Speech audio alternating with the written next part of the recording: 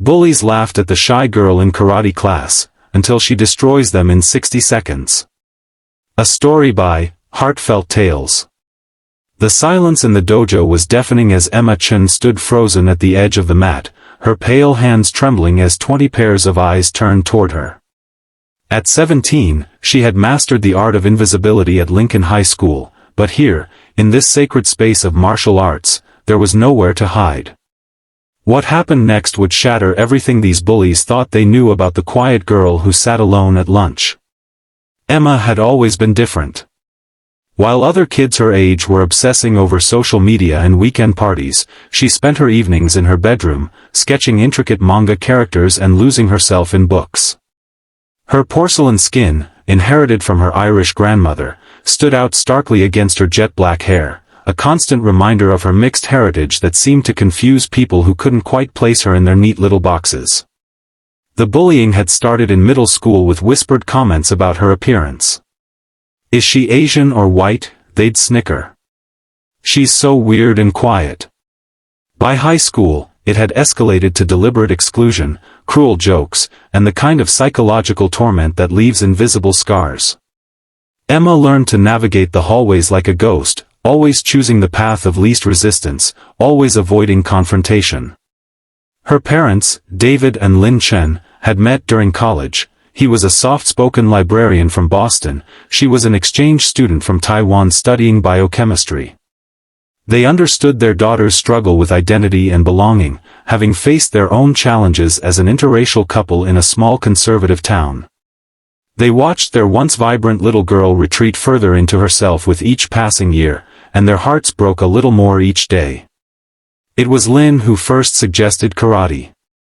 "Emma," she said gently one evening as they sat in their modest kitchen, "you need something that's just for you. Something that will make you feel strong from the inside out." Emma had resisted at first. The thought of being around more people, more potential judgment, was overwhelming. But something about the philosophy her mother described, the inner peace and discipline, called to her wounded spirit. Master Kowalski's dojo was tucked away in a strip mall between a laundromat and a Chinese restaurant. The moment Emma stepped inside for her first class 6 months ago, she felt something shift. The elderly instructor, with his weathered hands and kind eyes, saw past her shyness to something deeper. "Karate is not about fighting others," he told her that first day. "It's about conquering the opponent within yourself." Emma threw herself into training with the same intensity she brought to everything she cared about. While other students chatted and joked between exercises, she practiced her forms with quiet dedication. She memorized every technique, every breathing pattern, every philosophical principle Master Kowalski shared. The physical conditioning was grueling, her muscles ached for weeks as her body adapted to the demands of martial arts, but the mental transformation was even more profound. For the first time in years, Emma felt like she was building something instead of just surviving. Each perfectly executed kata, each board she broke with increasing precision, each small nod of approval from Master Kowalski was a tiny victory against the voice in her head that whispered she wasn't good enough, strong enough, worthy enough. But Emma's sanctuary was about to be invaded. Jake Morrison had ruled Lincoln High School's social hierarchy since freshman year. At 18, he was everything the high school ecosystem rewarded: tall, athletic, charismatic, and cruel in that casual way that made his cruelty seem almost accidental. His best friends, Marcus and Tyler, were his loyal lieutenants in a campaign of casual terrorism against anyone they deemed different or weak. When Jake's parents forced him to take up karate as character building after his third suspension for bullying, he saw it as just another arena to assert his dominance. The irony was lost on him entirely. Marcus and Tyler, never wanting to be separated from their leader, signed up too. Their first day in the dojo, they spotted Emma immediately. Well, Jake whispered to his friends as they watched her practice her forms with laser-like focus. "Look who's playing ninja." The snickering started that very first class. Master Kowalski had a strict no-tolerance policy for disrespect, but Jake and his crew were clever. Their harassment was subtle, just loud enough whispers during meditation, perfectly timed, accidental bumps during partner exercises, and that special kind of psychological warfare that teenagers had perfected. They called her Ghost Girl because of her pale skin and quiet demeanor. They made jokes about her fancy moves that were probably from some weird anime. Emma's progress, which had been steady and confidence-building, began to falter. The sanctuary she had built was crumbling, and she found herself making excuses to skip classes. Her parents noticed the change immediately. Their daughter was withdrawing again, the light they had seen returning to her eyes growing dim once more. "Maybe karate isn't for me," Emma told her mother one evening after a particularly brutal class where Jake had spent the entire session making faces at her behind Master Kowalski's back. Lin Chen sat down beside her daughter on the living room couch, the same couch where they had shared so many difficult conversations over the years. "Emma, do you remember what I told you about the bamboo and the oak tree?" Emma nodded, remembering the story her mother had shared months ago about flexibility and inner strength. "The oak tree looks powerful, imposing. It demands attention and respect through force. But when the storm comes, it breaks. The bamboo bends with the wind, appears fragile, but its roots run deep. When the storm passes, the bamboo stands tall while the oak lies fallen. I don't feel like bamboo, Mom. I feel like I'm just weak." "No, my dear. You've been preparing for this storm your whole life. You just don't know it yet." The tournament announcement changed everything. Master Kowalski's dojo would be hosting an inter-school competition in 2 weeks, and all students were encouraged to participate. It was meant to be a celebration of their training, a chance to demonstrate their skills in a supportive environment. Jake saw it as his moment to humiliate Emma publicly. "You're not seriously thinking of competing, are you, Ghost Girl?" he taunted after class one evening. "This isn't some cartoon where the weird kid suddenly becomes a hero. This is real life."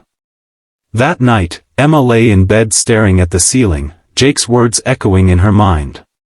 Part of her wanted to quit, to retreat back into the safety of invisibility. But another part of her, a part that had been growing stronger with each month of training, whispered something different. She got up and walked to her mirror, looking at herself, really looking, for the first time in years.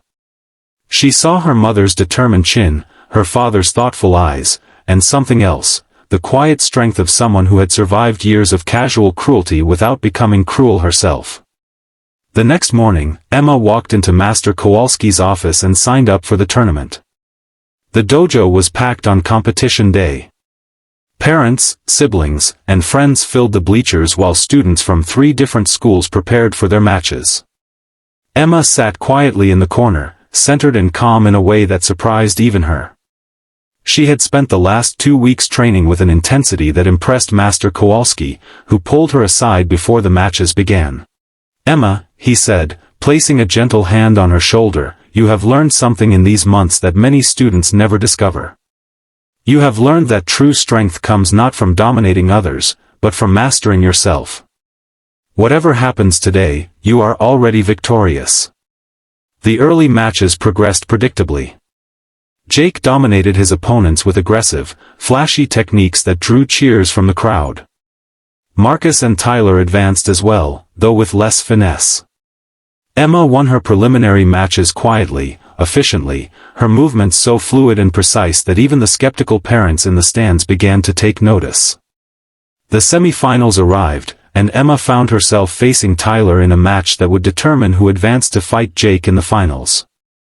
Tyler outweighed her by 40 pounds and had been looking forward to this moment for weeks. "This is going to be embarrassing for you, Ghost Girl," he whispered as they bowed before the match. "I almost feel bad about what's going to happen." What happened next defied every expectation in that crowded dojo. The referee signaled the start of the match, and Tyler charged forward with the subtlety of a freight train, exactly as Emma had expected.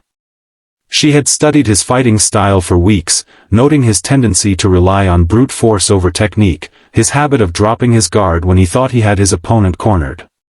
As Tyler threw a wild haymaker intended to end the match quickly, Emma moved like water. She slipped beneath his arm, used his momentum against him, and in one fluid motion, swept his legs while simultaneously applying a perfectly executed hip throw. Tyler hit the mat with a sound that echoed through the suddenly silent dojo. The entire sequence took less than 8 seconds. Tyler lay on his back, stunned and gasping, looking up at the girl he had tormented for months. Emma stood over him, not with arrogance or malice, but with the quiet confidence of someone who had finally discovered who she really was. The crowd erupted. Parents who had watched this quiet girl train for months suddenly understood what they had been witnessing. Master Kowalski smiled with the pride of a teacher whose student had learned the most important lesson of all. But the real test was still to come. Jake had watched his friend's defeat with growing fury and disbelief. This wasn't how the story was supposed to go. He was the athlete, the popular one, the one who was supposed to dominate. As he prepared for the final match, his usual swagger was replaced by something uglier, desperation tinged with genuine malice. The crowd fell silent as Emma and Jake faced each other on the mat. Every person in that dojo understood they were witnessing something that transcended sport. This was a reckoning years in the making. Jake came at her with everything he had, his technique abandoned in favor of raw aggression. He wanted to hurt her, to reassert the natural order as he understood it. But Emma had spent months preparing for this moment, not just physically, but mentally and spiritually. She moved like she was dancing to music only she could hear. Every attack Jake launched seemed to pass through empty air as Emma flowed around his rage like water around stone. She could see the exact moment when his confidence began to crack, when he realized that everything he thought he knew about power and dominance was wrong. 45 seconds into the match, Jake overextended on a desperate spinning kick, leaving himself completely vulnerable. Emma moved with the precision of a surgeon and the power of a hurricane. She caught his leg, used his own momentum to spin him around, and applied a takedown so perfectly executed that Master Kowalski would later call it one of the most beautiful techniques he had ever seen. Jake hit the ground hard, and this time, he stayed down. The dojo exploded in cheers, but Emma barely heard them. She looked down at her fallen tormentor, this boy who had made her life miserable for years, and felt something she had never expected, compassion. She extended her hand to help him up, following the code of respect that Master Kowalski had drilled into every student. Jake looked at her hand for a long moment, his face cycling through shame, anger, and finally, something like understanding. He took her hand and let her help him to his feet. "I'm sorry," he whispered, so quietly that only she could hear. "I'm really sorry." Emma nodded, not with triumph, but with the wisdom of someone who understood that victory meant more than just winning a fight. As Master Kowalski placed the first-place medal around Emma's neck, she looked out into the crowd and saw her parents crying tears of joy and pride. But more than that, she saw something in the faces of everyone present, recognition. They finally saw her not as the weird, quiet girl, but as someone remarkable in her own right. The bullying at school stopped immediately. Not because Jake and his friends had been defeated, but because Emma carried herself differently now. She walked with the quiet confidence of someone who knew her own worth, and that confidence was magnetic in a way that aggression never could be. Jake, humbled by his defeat and genuinely remorseful, became an unlikely ally. The experience had shattered his worldview and forced him to confront the casual cruelty that had defined his teenage years.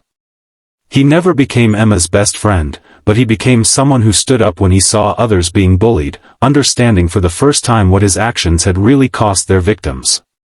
Emma continued training at the dojo, eventually earning her black belt and becoming one of Master Kowalski's assistant instructors. She specialized in working with shy, withdrawn students, understanding better than anyone how martial arts could transform not just bodies, but souls. Years later, when she gave the valedictorian speech at her high school graduation, Emma would talk about the difference between strength and power. Strength, she would say, is not about dominating others. It's about becoming the person you were meant to be, regardless of what others think or say. It's about finding your voice when the world tries to silence you, and standing tall when everything around you tries to make you small.